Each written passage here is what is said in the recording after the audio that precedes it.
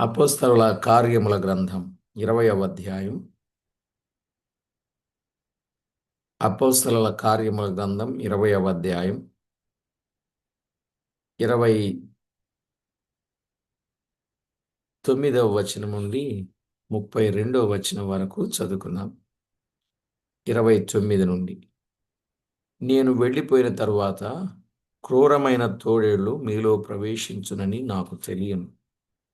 వారు మందను కనికరింపరు, మరియు శిష్యులను తమ వెంట ఈడ్చుకొని పోవలనని వంకర మాటలు పలుకు మనుషులు మీలోనే బయలుదేరుదురు.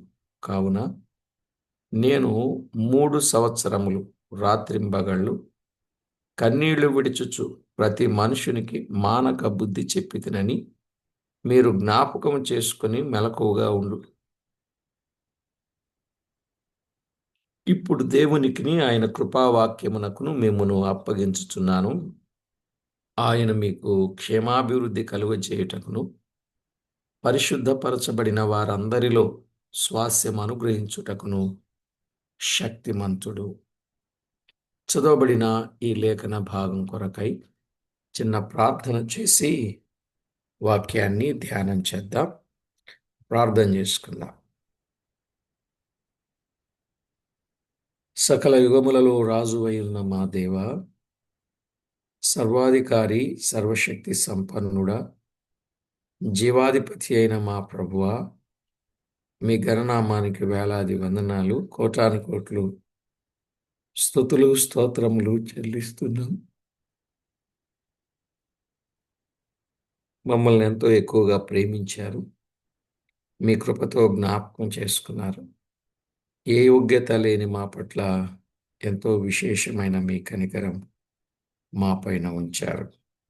మా ప్రభువా, మా పక్షంగా మీరు తోడై ఉండి చేసిన ప్రతి విధమైన మేలు, ఉపకార మహోపకారములు అన్నింటిని బట్టి మిమ్మల్ని ఎంతో స్తుతిస్తున్నాం. ఎందుకు పనికిరాని మా జీవితంలో, కొరగాని మా బ్రతుకులో మీరు చూపిన ఉపకారములన్నింటిని బట్టి మిమ్మును ఎంతో స్తుతిస్తున్నాం. పరమ తండ్రి, మీ నామ మహిమార్థమై మీ పిల్లలమైన మేము మిమ్మును గూర్చిన గొప్ప సంగతులు మేము ప్రతిదినం వింటూ మీకు రావలసిన ప్రభావాన్ని మేము ఆపాదించడానికి మమ్మను సిద్ధపరచుచున్నందుకు వందనాలు. మా ప్రభువా, మీ కార్యాలు ఎంత గొప్పవి, మీ క్రియలు ఎంత దొడ్డవి, మీ కార్యములు ఎన్నెన్నో విధములుగా ఉన్నవి. వాటన్నింటిని గురించిన సంగతులు, అందున్న సత్యాలు మేము ధ్యానిస్తున్నప్పుడు మా ఆత్మలను బలపరుచుకుని మీకెంతో మహిమ తేవడానికి మమ్మను సిద్ధపరుస్తున్నందుకు స్తోత్రాలు. ఏ యోగ్యత లేని మా పట్ల ఇంతటి గొప్ప ప్రేమ చూపినందుకు ఏమిచ్చి మీ రుణం తీర్చుకోగలం, ఏమిచ్చినా రుణస్థులమని భావిస్తూ ఈ దినపు పోర్షన్లో మీరే మాతో మాట్లాడి మహిమ పొందమని వేడుకుంటూ మా ప్రభువైన యేసు క్రీస్తు అమూల్యమైన నామమున స్తోత్రము చెల్లించి స్తుతించి ప్రార్థించి మిక్కిలి వినయముగా బ్రతికిలాడి వేడుచూ ఉన్నాం మా పరమ తండ్రి. ఆమేన్. ప్రభునందు ప్రియులారా, మనం చదువుకున్న ఈ వచన భాగాలలో ఆయన మాట్లాడుచున్న మాట, నేను వెళ్ళిపోయిన తరువాత, 29వ వచనం కదా, నేను వెళ్ళిపోయిన తరువాత క్రూరమైన తోడేళ్ళు బయలుదేరుతాయి, మీలోనే ప్రవేశిస్తాయి అని చెప్పాడు. ఇక్కడ క్రూరమైన తోడేళ్ళు అనంటే దుర్బోధకులు అని అర్థం. క్రూరమైన తోడేళ్ళంటే దుర్బోధకులు. నేటి దినాలలో చాలా మంది దుర్బోధకులు ఉన్నారు. చాలా మంది దుర్బోధకులు ఉన్నారు. యేసు ప్రభువే స్వయంగా ఈ దుర్బోధకుల సంగతి ఆయన చెప్పిన సందర్భం మనం ఎరుగుదు. మత్తయి వ్రాసిన సువార్తలో 7వ అధ్యాయం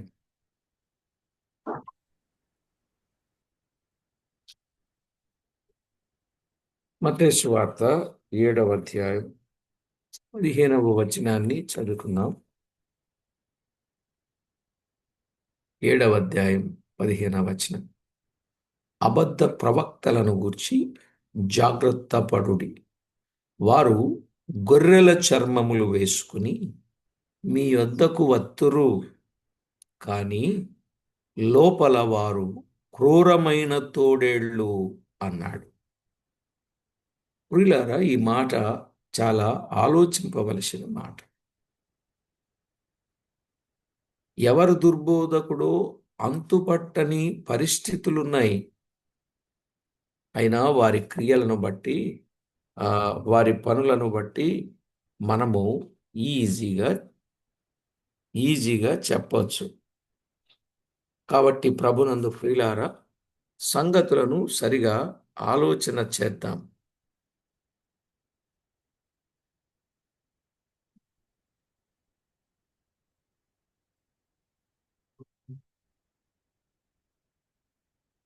కనుక దుర్బోధకులు ఎవరు అనంటే క్రూరమైన తోడేళ్ళు. దుర్బోధకులు అనేవాళ్ళు ఎవరు? క్రూరమైన తోడేళ్ళు. వారి బోధలు ఎలా ఉంటాయంటే, వారి బోధలు మనము ఎంతో ఈజీగా వారు నమ్మేటట్టు ఉండవు. వారు దుర్బోధకులని మనకి ఎలా తెలుసుద్ది అనంటే, చెప్పాడు. దుర్బోధకులని మనకు ఎలా తెలుసుద్ది అనంటే, ఒక మాట కూడా చదువుకుందాం. యోహాను సువార్త 10వ అధ్యాయం. యోహాను సువార్త 10వ అధ్యాయం 12వ వచనాన్ని చదువుకుందాం. యోహాను సువార్త 10వ అధ్యాయం 12వ వచనం.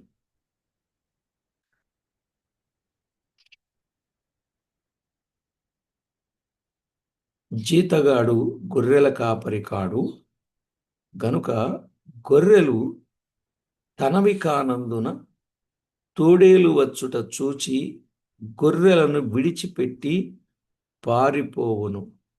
తోడేలు ఆ గొర్రెలను పట్టి చెదరగొట్టును అన్నాడు.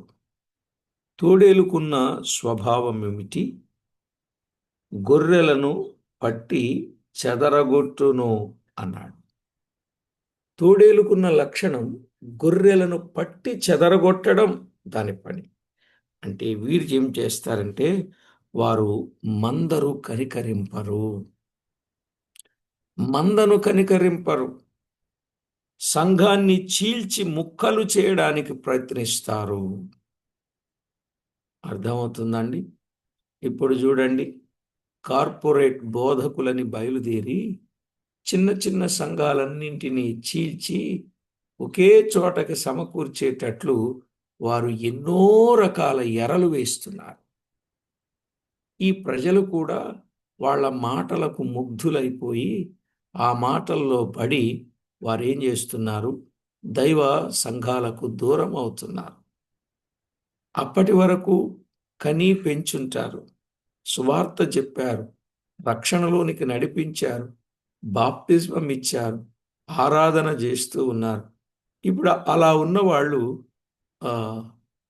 కొంతమంది ప్రలోభాలకు లొంగిపోయి వారు ఇక్కడ ఈ స్థానిక సంఘాన్ని విడిచిపెట్టి వెళ్ళిపోతున్నారా లేదా?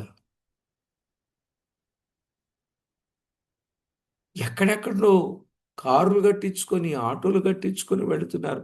అవసరమైతే బస్సులు కూడా వీళ్ళు ఏర్పాటు చేస్తున్నారు, మా దగ్గరకు వచ్చేయండి అని.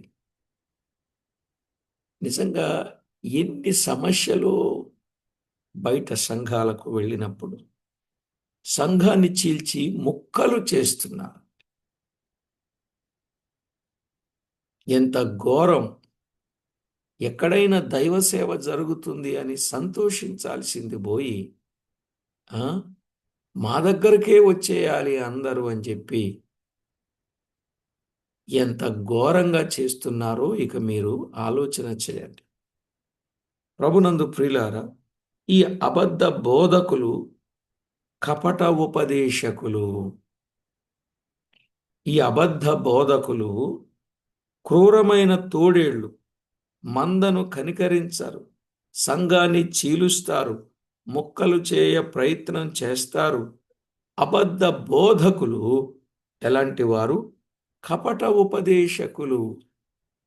నిజమే, కపట ఉపదేశకులు అని వారిని గురించి చెప్పవచ్చు. రోమీలకు రాసిన పత్రికలో 16వ అధ్యాయం 17, 18 వచనాలు చూడండి. 17, 18 వచనాలు. సహోదరులారా, మీరు నేర్చుకునిన బోధకు వ్యతిరేకముగా భేదములను ఆటంకములను కలుగజేయు వారిని కనిపెట్టియుండుడని మిమ్మును బతిమాలుకొనుచున్నాను. వారిలో నుండి తొలగిపోవుడి. అట్టివారు మన ప్రభు అయిన క్రీస్తుకు కాక తమ కడుపునకే దాసులు. కడుపునకే దాసులు. వారు ఇంపైన మాటల వలనను ఇచ్చకముల వలనను నిష్కపటుల మనసులను మోసపుచ్చుదురు అన్నాడు. చూశారా వీరి లక్షణాలు? వీరి లక్షణాలు ఏంటండి?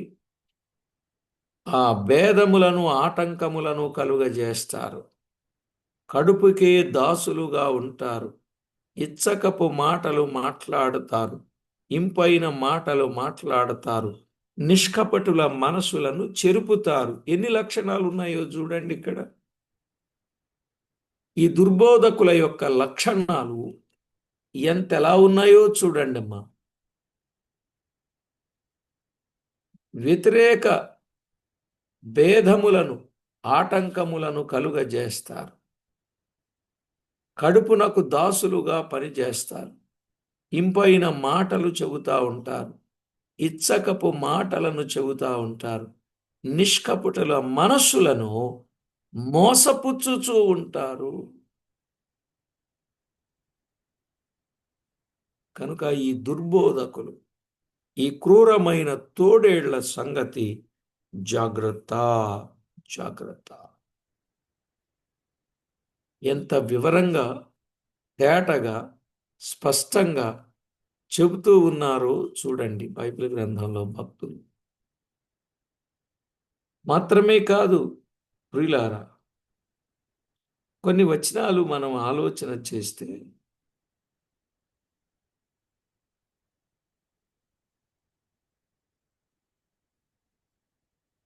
తిమోతికి రాస్తూ 4వ అధ్యాయం, 2వ పత్రిక 4వ అధ్యాయం 3వ వచనం. ఎందుకనగా జనులు హితబోధను సహింపక దురద చెవులు గలవారై తమ స్వకీయ దురాశలకు అనుకూలమైన బోధకులను తమ కొరకు పోగు చేసుకుని. అంటే వీళ్ళు ఎలాంటి బోధలు చేస్తారు? దురద చెవులు కలిగిన బోధలు, స్వకీయ దురాశలకు అనుకూలమైన బోధలు వారు చేస్తారు. వారు 4వ వచనంలో సత్యమునకు చెవినీయక కల్పనా కథలు చెబుతా ఉంటారు. అలా చెప్పేవారు ఉన్నారు గనుకనే ఈ వినేవాళ్ళు ఉన్నారు అని అర్థం.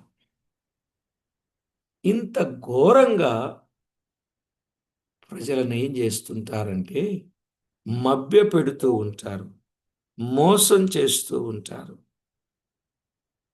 ప్రజలకి ఎలాగైనా సంతోషాన్ని ఇవ్వాలి అని అనుకుంటారు. ఏ సంతోషం?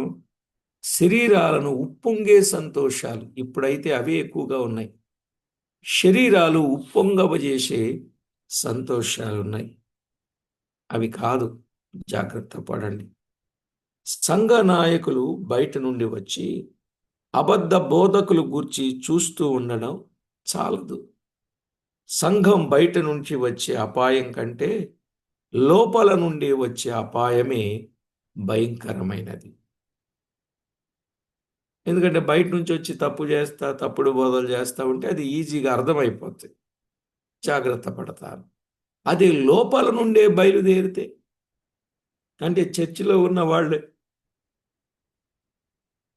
ఇలా చేస్తే, ఈ చర్చిలో ఉన్నటువంటి వాళ్ళు ఇలా చేస్తే ప్రజలు ఈజీగా నమ్మటానికి అవకాశం ఉంది. ఎందుకంటే మనతోనే ఉన్నారు, మనలోనే ఉన్నారు, మన మధ్య ఉన్నారు, మనతోనే కలిసి సహవాసం చేశారు.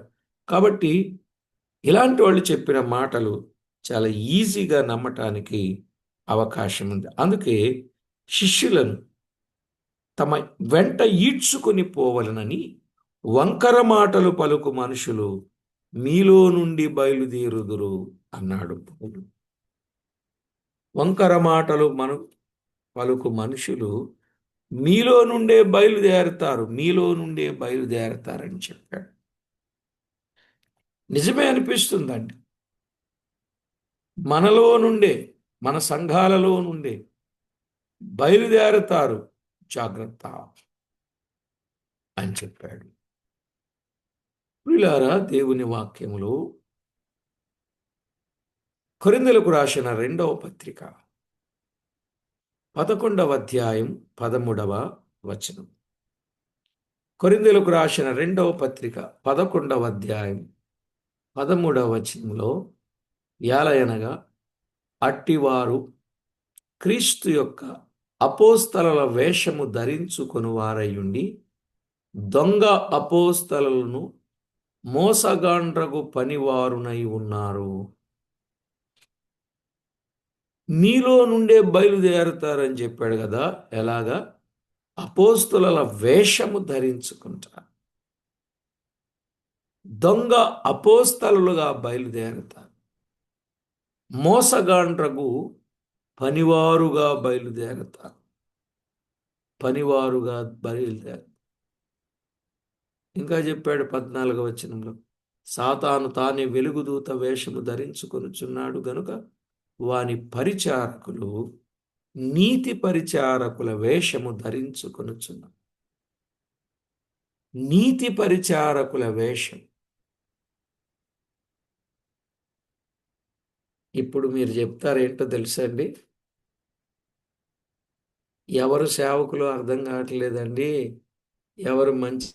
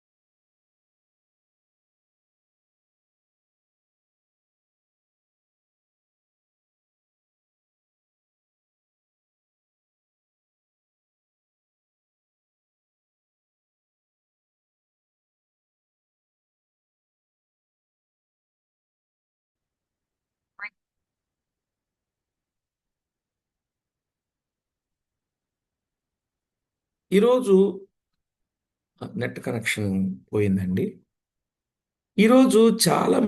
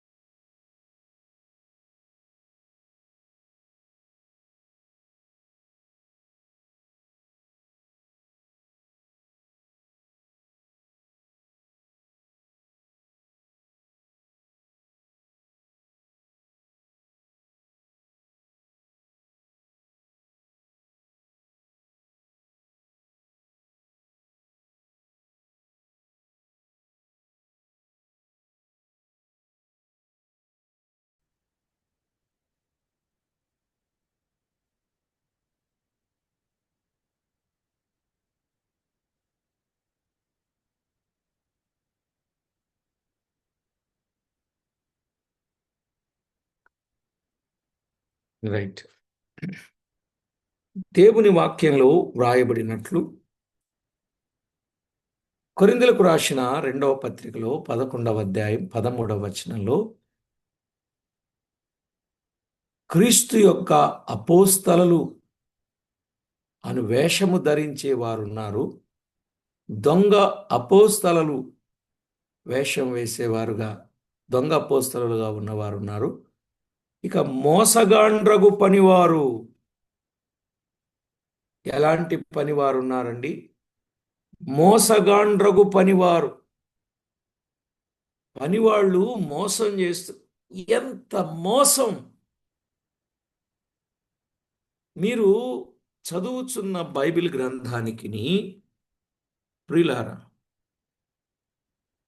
బయటికి కనిపించుచున్న దైవ సేవకులు అని పేరు పెట్టుకున్న వారు ఏమనిపిస్తుంది? మోసగాండ్రగు పనివారు ఉంటారని అర్థమైందా లేదా? ఎంత మోసాలండి చేసేది! ఈవేళ దేవుని పేరు చెప్పి ఎంత మోసం చేస్తున్నారండి! నిజంగా మనము ఆలోచన చేయాలి. దేవుని పేరు చెప్పి ఎంతో మోసం చేస్తున్నారు. మోసగాండ్రగు పనివారు. ఎంత మోసం అండి! నువ్వు 100 రూపాయలు ఇస్తే నీకు దేవుడు 1000 రూపాయలు ఇస్తాడు. మోసమా కాదు? 1000 రూపాయలు ఇస్తే 10,000 ఇస్తాడు. 10,000 ఇస్తే 1,00,000 ఇస్తాడు. 1,00,000 ఇస్తే 10 లక్షలు ఇస్తాడని చెప్తున్నారు. ఎంత మోసం చేస్తున్నారండి ప్రజల్ని! ఒకటి కాదు ఇలా చెప్పడానికి, ఎంతో ఘోరంగా పౌలు వేదన చూడండి. ఎఫెసు సంఘ పెద్దలను పిలిపించి, అయ్యా, క్రూరమైన తోడేళ్లు బయలుదేరుతున్నారు, దుర్బోధకులు బయలుదేరుతున్నారు, అబద్ధపు క్రీస్తులు, అబద్ధపు ప్రవక్తలు, నీతి పరిచారకుల వేషం వేసుకునేవారు, దొంగ అపోస్తలులు, అపోస్తలని వేషధారులు, ఇదిగో మోసగాండ్రగు పనివారు. ఎంతమంది పేరు లిస్టులు వచ్చే, ఎంతమంది పేర్లు వినబడుతున్నాయో చూడండి. వారు బయలుదేరుతున్నారు. జాగ్రత్త అనే విషయాన్ని చాలా వివరంగా, తేటగా చెప్పినట్లు మనము చూడగలం. ఇకపోతే తిమోతికి వ్రాసిన మొదటి పత్రిక, తిమోతికి వ్రాసిన మొదటి పత్రిక మొదటి అధ్యాయం 19-20 వచనాలు. తిమోతికి వ్రాసిన మొదటి పత్రిక మొదటి అధ్యాయం 19-20 వచనాలు. మంచి మనస్సాక్షిని కొందరు త్రోసివేసి విశ్వాస విషయమై ఓడబద్దలైపోయిన వారి వలె చెడి ఉన్నారు. వారిలో హుమనయును అలెగ్జంద్రును ఉన్నారు. వీరు దూషింపకుండా శిక్షింపబడుటకై వీరిని సాతానునకు అప్పగించి తిని. ఎవరండి వీరు? విశ్వాస విషయమై ఓడబద్దలైపోయిన వారు, చెడిపోయి ఉన్నవారు, మనస్సాక్షిని త్రోసివేసిన వారు అన్నాడు. హుమనయును అలెగ్జంద్రు, వీళ్ళ పనులు చూశారా? ఇక వీరిని శిక్షింపకుండా, ఆ దూషింపకుండా శిక్షింపబడటానికి సాతానికి అప్పగించాడు అని చెప్తున్నాడు. మంచి మనస్సాక్షిని త్రోసివేశారు. విశ్వాస విషయములు బద్దలైపోయి చెడిపోయిన వారుగా ఉన్నారు. ఇలాంటి వారుగా ఉండి సేవ చేస్తున్నాం, సేవలో సహకరిస్తున్నామని చెప్పుకుంటూ ఉన్నారు. కానీ వారి జీవితాలు ఎలా ఉన్నాయో చాలా వివరంగానే చెప్పాడు. అవును ప్రియులారా, ఇలాంటి ప్రజలు లోకములో ఉన్నారు. మనం జాగ్రత్త పడవలసిందే. యోహాను రాసిన మొదటి పత్రిక, యోహాను రాసిన మొదటి పత్రిక 2వ అధ్యాయం 18-19 వచనాలు. 18-19 వచనాలు చదువుకుందాం. చిన్నపిల్లలారా, ఇది కడవరి గడియ, ఇది కడవరి గడియ. క్రీస్తు విరోధి వచ్చునని వింటిరి గదా. ఇప్పుడును అనేకులైన క్రీస్తు విరోధులు బయలుదేరి ఉన్నారు. ఇది కడవరి గడియ. అని దీని చేత తెలుసుకొనుచున్నాం. ఇది కడువరి గడియ అని మనకు ఎలాగ అర్థమవుతుందంటే, అనేకులైన క్రీస్తు విరోధులు బయలుదేరి ఉన్నారు. చూశారా? ఎవరండి?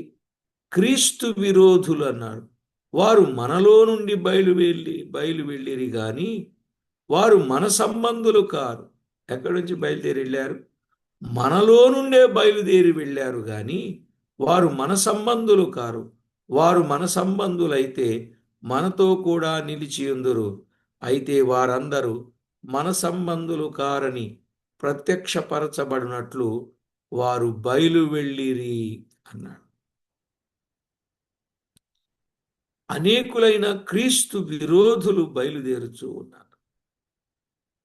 రకరకాల బోధలు, రకరకాల పద్ధతులు, బైబిల్లో ఉన్న సంగతులు ఏమాత్రము పాటించకుండా ఎంతసేపు బయట సంగతులు మాత్రమే ప్రజలకు మభ్యపెట్టడానికి, మోసం చేయడానికి చూస్తున్నారు.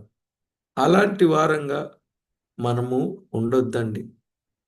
దేవునికి మహిమకరమైన వారంగా మనం ఉండాలి.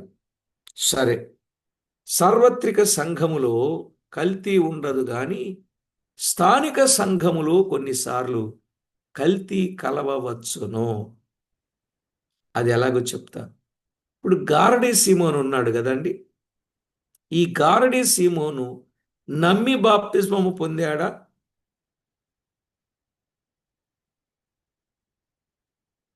అతనికి మారు మనసు కలిగిందా?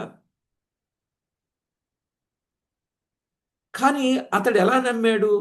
అతడు సూచక్రియలు చూచి నమ్మాడు గాని తాను పాపినని గ్రహించి పశ్చాత్తాపపడుటకు రక్షణ కొరకు నమ్మినవాడు కాడు. అర్థమైందా? ఈ గారడీ సీమోన్ అనేటటువంటి వ్యక్తి ఏం చూసి నమ్మాడండి? అక్కడ జరిగిన సూచక క్రియలు చూచి నమ్మాడే గాని తాను పాపినని గ్రహించి పశ్చాత్తాపపడి నమ్మినవాడు కాడు. ఈరోజు కూడా ఈ అద్భుతాలు, స్వస్థతలు పేరట వెళ్ళే వారందరి పరిస్థితి, అవి చూసి ప్రభు నమ్ముతున్నారు. కొద్ది రోజుల్లోనే వాటిని మళ్ళా ప్రభుకు దూరం అయిపోతున్నారు. 8వ అధ్యాయం 13వ వచనం, అపోస్తల కార్యాలు 8వ అధ్యాయం 13వ వచనం, అలాగే 18 నుండి 24 వచనాలు. చివరికి అతన్ని గురించి ఏమని చెప్పాడు భక్తుడంటే, అతడు నశించిపోతాడని, ఘోర దుష్టత్వములో, దుర్నీతి బంధకములలో ఉన్నాడని పేతురు చెప్పాడు. అవునా? గారడీ సీమోను నమ్మి బాప్తిస్మం పొందాడు గాని అతనికి మారు మనసు లేదు. సూచక్రియలు చూచి నమ్మాడు గాని పాపి అని గ్రహించి పశ్చాత్తాపపడలేదు. అందువల్ల ఏం చెప్పాడండి? అతడు నశించిపోతాడు, ఘోర దుష్టత్వములు, దుర్నీతి బంధకాలలో ఉన్నాడని పేతురు చెప్పిన సందర్భం. మనుషులు నిద్రించుచుండగా శత్రు అనగా అపవాది గోధుమల మధ్య గురుగులు విత్తిపోయేది ఖాయం అని ప్రభువు చెప్పాడు. పౌలు ఏం చెప్పాడు?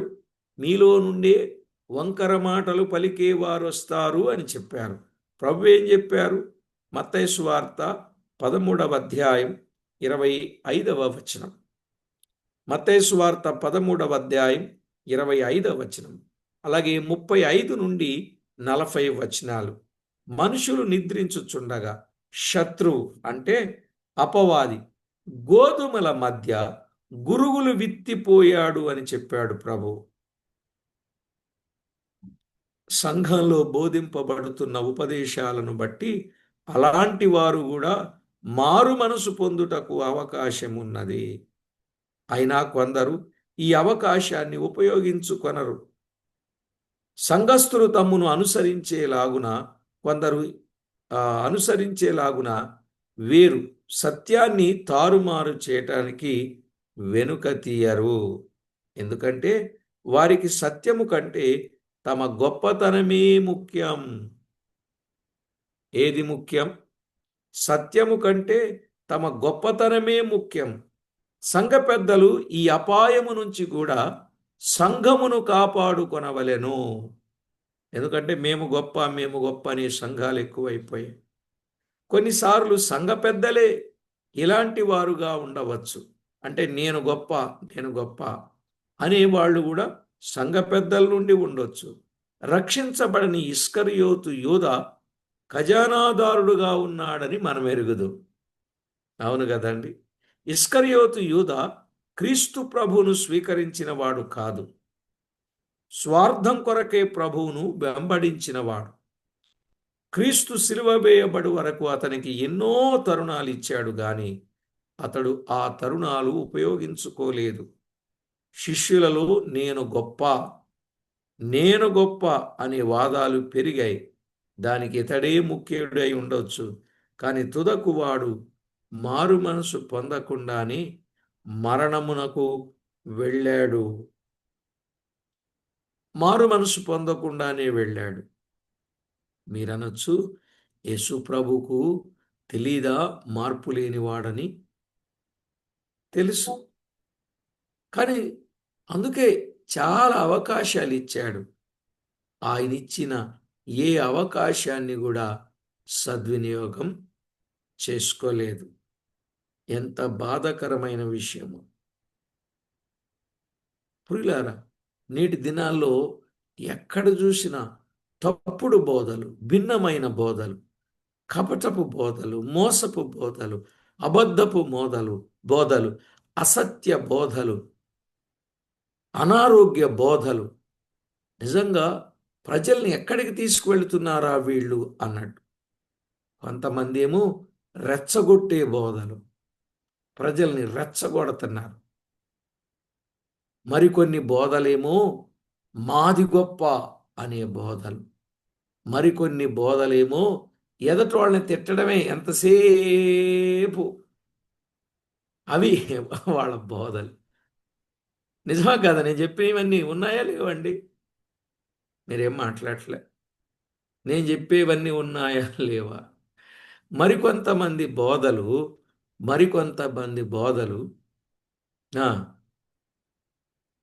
యేసు ప్రభు కంటే తామే గొప్ప అని చెప్పుకునేటటువంటి బోధలు. ఇవన్నీ ప్రభు చూడడం లేదా? వీటన్నింటి విషయంలో ప్రభు ఖచ్చితంగా చూస్తున్నాడు. ప్రియులారా, మీరు ఆలోచన చేసినట్లయితే బాగా అర్థం చేసుకోవలసిన సత్యం, ఇలాంటి బోధలు చేసి తామే గొప్ప అని అనిపించుకుంటున్నారు. ఇక కొంతమంది ఇంకా విమర్శిస్తారు. విమర్శ కూడా ఎలా ఉంటుందంటే ఈటెలతో, బాకులతో పైనుంచి కిందకి చీరేసినట్టు అనిపిస్తుంది ఆ బోధలు.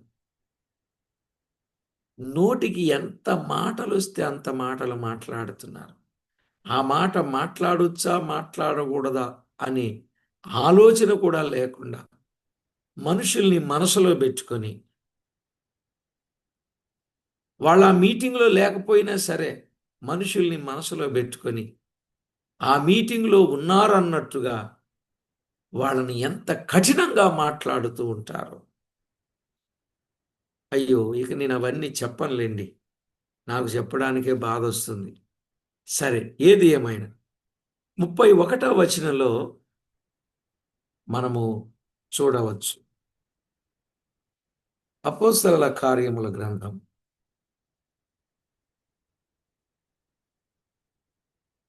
29లో క్రూరమైన తోడేళ్ళు అన్నాడు కదా. 30వ వచనంలో వంకర మాటలు పలుకు మనుషులు అన్నాడు కదా. విన్నాం ఈ రెండింటి గురించి. ఇక 31లో కావున నేను 3 సంవత్సరములు రాత్రింబగళ్ళు కన్నీళ్లు విడుచుచు ప్రతి మనుషునికి మానక బుద్ధి చెప్పితినని మీరు జ్ఞాపకము చేసుకొనుడి అన్నాడు. చూశారా? 3 సంవత్సరాలండి రాత్రింబగళ్ళు కన్నీరు విడుచుచు ప్రతి మనుషునికి మానక బుద్ధి చెప్పారు. అది మీరు జ్ఞాపకం చేసుకుని మెలకువగా ఉండండి. బుద్ధి చెప్పుట 2 విధాలు. బుద్ధి చెప్పుట ఎన్ని విధాలండి? 2 విధాలు. ఒకటి, ప్రవర్తన ద్వారా బుద్ధి చెప్పుట. ప్రవర్తన ద్వారా వారికి ఏం చెప్పాలి? బుద్ధి చెప్పాలి. మన ప్రవర్తన వారికి బుద్ధి కలిగించేదిగా ఉండాలి. తెస్సలోనికైలకు రాసిన మొదటి పత్రిక 2వ అధ్యాయం 11-12 వచనాలు. తెస్సలోనికైలకు రాసిన మొదటి పత్రిక 2వ అధ్యాయం 11-12 వచనాలు.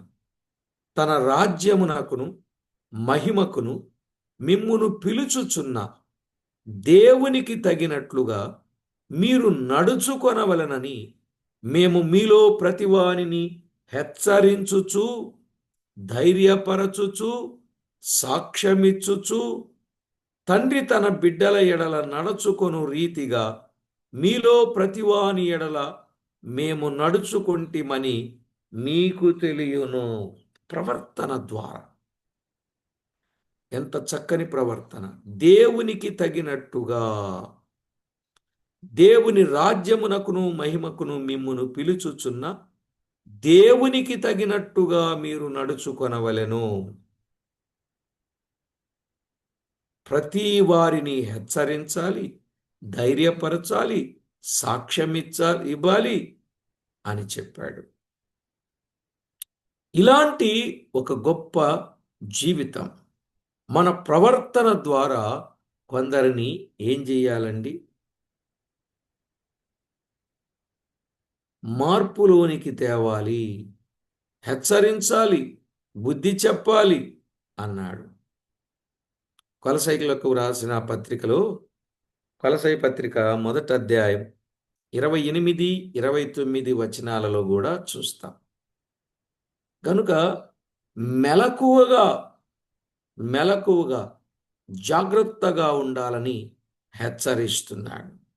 ఇప్పుడు దేవునికిని ఆయన కృపావాక్యమునకును మిమ్మును అప్పగించుచున్నాను అన్నాడు.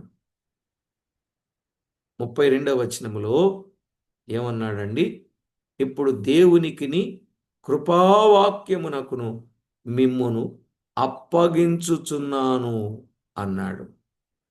ప్రియులారా, ఇక్కడ ఈ మాట మనం ఆలోచన చేయాలి. దేవునికి కృపావాక్యమునకు అప్పగించుచున్నాడు. ఈరోజు చిన్న పాఠం. మనము దేవుని బిడ్డలుగా కృపావాక్యానుసారముగా మనము జీవించాలి. ఒకటి, మన ప్రవర్తన ద్వారా మన సాక్ష్యం బాగుండాలి. 2, మనం మాట్లాడే మాట, మనము వెళ్ళే తీరు, మనము నడిచే నడక ఇతరులకు మాదిరిగా ఉండాలి. మనము చూపించే ప్రేమ, మనము కలిగించే ఆదరణ, మన ప్రభువు లక్షణాలన్నీ మనం పుణికి పుచ్చుకున్న వారంగా, ప్రభువుకి ఎంతో మహిమకరమైన వారంగా మనము జీవించాలి. మనము లోకంలో ఉన్నాం గనుక ఈ క్రూరమైన తోడేళ్ళు, వంకర మాటలు చెప్పేవారు వారిని గమనించాలి. అదేవిధంగా మనలను కూడా ప్రజలు గమనిస్తున్నారని గుర్తించి దేవునికి అనుకూలంగా ప్రవర్తించాలి. 2 పనులు. అర్థమైందండి? ఒకటి, వాళ్ళని గమనించాలి. 2, మనలను గమనిస్తున్నారని మనం మర్చిపోకుండా జీవించాలి. అంతేనండి ఈ పాఠంలో. అర్థమైందా? ఎవరు ఎలాంటి వారని మనము గమనించాలి. అదే సమయంలో మనలను గమనిస్తున్నారు గనుక మనము జాగ్రత్తగా బ్రతకాలి. That's enough. మన బ్రతుకులో ఇది చాలా ఇంపార్టెంట్ అండి. ఈ రెండు మాటలు ఈ వర్తమానానికి చాలా మూలుగు ముక్కలు లాంటి మాటలండి. అర్థమైందండి? ఆ ప్రజలను గమనించాలి. మనలను గమనిస్తున్నారు గనుక సాక్ష్యమును కాపాడుకుంటూ బ్రతకాలి. మీరు గమనించలేకపోతే గుడ్డివారనిపించుకోవలసి వచ్చుద్ది. మీ జీవితాన్ని మీరు కాపాడుకొనలేకపోతే మరింత చెడ్డవారనిపించుకొని సమాజానికి నష్టం కలిగించేవారు అనిపించదు. కనుక ఇలాంటి పరిస్థితులు ఏ ఒక్కరికి అవసరము లేకుండా దేవునికి ఎంతో మహిమకరంగా మనము జీవించాలి. మరలా మరలా చెప్తున్నా, క్రూరమైన తోడేళ్లు బయలుదేరాయి. వంకర మాటలు చెప్పేవాళ్ళు బయలుదేరారు. ఇచ్చకపు మాటలు చెప్పేవాళ్ళు బయలుదేరారు. వాక్ శక్తి కంటే వాక్ చాతుర్యమును చూపించేవారు బయలుదేరారు. నిజమా కాదా? వాక్శక్తి కాదు, వాక్ చాతుర్యం. చాతుర్యం. ప్రభువా, నీ సేవకు నీ వాక్య చాతుర్యముతో వాడుకోనాయనని ప్రార్థన చేస్తున్నారు. ఇంకేం చెప్పాలి ఇట్లాంటి వాళ్ళు? వాక్శక్తి అండి, వాక్య చాతుర్యమా? ఇంకిలాగున్నారు. ప్రభువా, మీ సేవకుల్ని. అందుకే ఈవేళ చాలా మంది వాక్యం కంటే లౌక్యం బాగా చెప్తున్నారండి. అవునా? వాక్యం చెప్పడంలే, లౌక్యం చెప్తున్నారు. వాక్యం చెప్పడంలే, కట్టుకథలు పిట్టకథలు చెప్తున్నారు. వీళ్ళని కూడా మీరు ఆ లెక్కకే ఆ గంతకే కట్టొచ్చు. మీరు కూడా వాక్యాన్ని చెప్పాలి. వాక్యములో ఉన్న వాస్తవాలు చెప్పాలి. దీని వెనక బోలెనంత హిస్టరీ ఉందని చెప్పి ఏదేదో హిస్టరీ చెప్తా ఉన్నారు. అది కూడా అంత కరెక్టో కాదో మనకి ఎందుకండి? వాక్యములో ఉన్న వాస్తవాలు చెబితే చాలు కదా. సత్యాలను మనం గుర్తించాలి. వాక్యం ఏం చెప్తుందో అది మనం అర్థం చేసుకోవాలి. మన ప్రియ ప్రభువే చాలా తేటగా చెప్పాడు. ఏమండి, మనం చెప్పుకున్న ఈ వచనాలన్నీ బైబిల్లోనే ఉన్నాయిగా. బైబిల్లో ఉండేగా మనం ఇప్పటి వరకు చెప్పుకున్నది. కాబట్టి ఈ లోకములో ఉన్న వారి విషయంలో మిమ్మును మీరు జాగ్రత్త చేసుకోకపోతే మీరు నష్టపోతారు. మీతో ఉన్నవారందరూ కూడా నష్టపోతారు.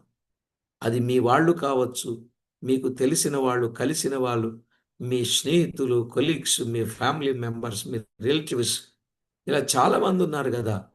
వీళ్ళందరూ కూడా నష్టపోయే ప్రమాదం ఉంది. అందుకే మొదట మీరు గమనించండి. ఆ తర్వాత దేవునికి మహిమకరంగా జీవించండి. ఆ తర్వాత కొంతమందిని ప్రభు కొరకు జీవించగలుగునట్లు మీరు సాక్ష్యం చెప్పండి. ఆ విధంగా ప్రతి ఒక్కరూ సిద్ధపడాలని మనం విన్నాం కదా. బైబిల్ గ్రంథంలో ఎంతోమంది ప్రార్థన చేశారు. ప్రవర్తన చాలా బాగుంది, సాక్ష్యము బాగుంది, ప్రభు అంగీకరించాడు. మనం కూడా ఎలా ఉన్నామనేది ఒకసారి పరిశీలన చేసుకుని ప్రార్థన చేసుకుందాం. తలలు వంచండి, ప్రార్థన చేసుకుందాం. ప్రియులారా, ఈవేళ ఎంత మోసం జరుగుతుందో సంఘాల్లో. నమ్మి బాప్తిస్మం పొందినట్టే పొందుతున్నారండి. కానీ చాలా ఘోరంగా గారడీ సీమోన్లాగా ఉన్నారండి. మీ మాటలో మీరే చెప్తారు, అన్నా ఎవరు నమ్మాలో తెలియట్లేదన్నా అని. అలా ఉన్నారు. బోధలు కూడా అంత అద్భుతంగా తియ్యగా కనబడుతున్నాయి. చాలా గొప్పగా కనబడుతున్నాయి. గంభీరంగా కనబడుతున్నాయి. నేను నేర్చుకున్నది ఒకటే,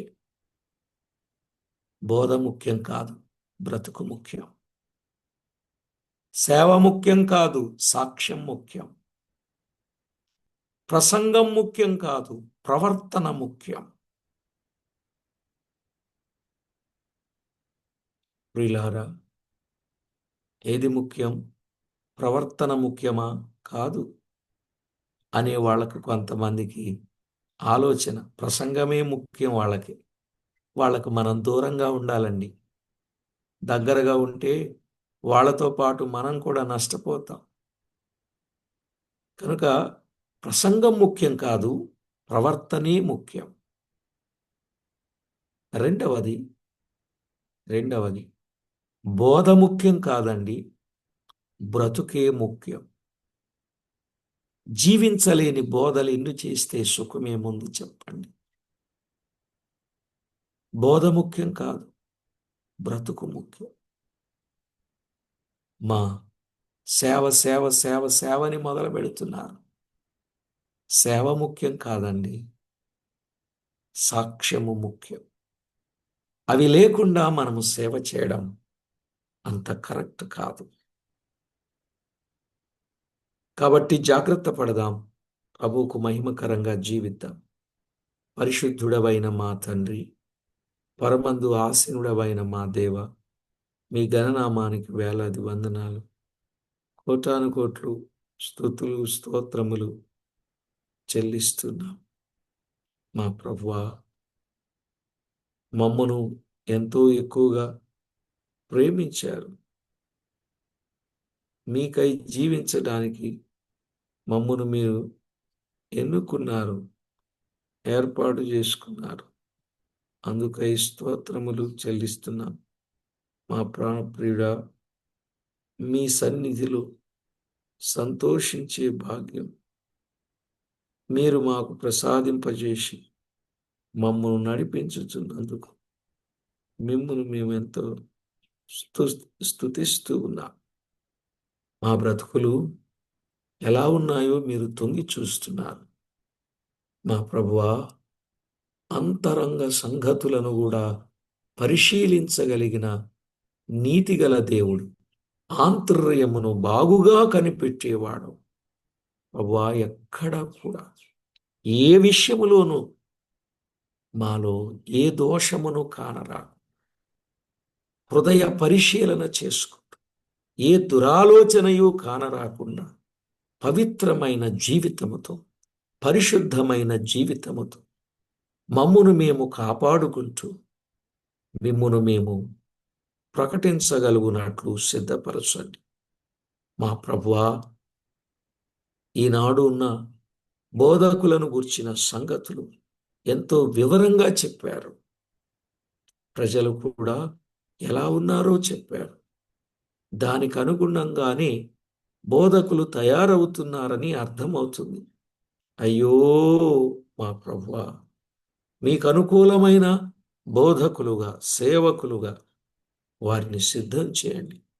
అన్ని విషయాల్లోనూ మీరు కనికరించి కాపాడమని, తోడయుండి మేలు చేయమని, మీ బిడ్డలు కుడి ఎడమలకు చొట్టిల్లిపోకుండానట్లు మా ప్రభువా, మీ కాపుదల భద్రత దయచేయమని ప్రార్థన చేస్తూ, మా ప్రాణనాథుడు ప్రియుడు అయిన యేసుక్రీస్తు అతి శ్రేష్టమైన అమూల్యమైన నామమున స్తోత్రము చెల్లించి స్తుతించి ప్రార్థించి మిక్కిలి వినయముగా బ్రతిమలాడి వేడుచున్నాము తండ్రి.